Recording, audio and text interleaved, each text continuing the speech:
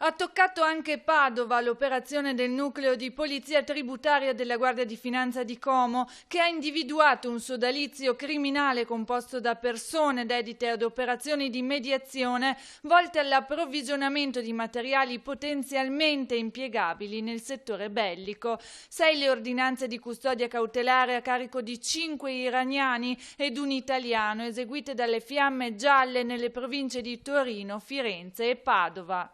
L'italiano coinvolto risulta essere residente a Padova. Alberto Marchiori, 75enne, avrebbe avuto un ruolo di prestanome delegato del promotore e dell'organizzatore dell'associazione, coadiuvando questi ultimi nello svolgimento delle attività criminose. Sarebbe avvenuto tramite una società di consulenza tecnica, la Golden Way, una SRL di Padova, il presunto traffico verso l'Iran scoperto dalla procura di Milano.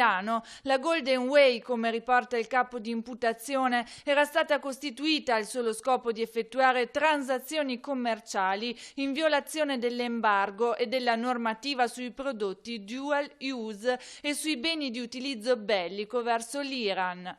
I fatti contestati in più di uno Stato, Italia compresa, e con effetti sostanziali nella Repubblica Islamica dell'Iran, sarebbero stati commessi a partire dal 2011 fino ad oggi.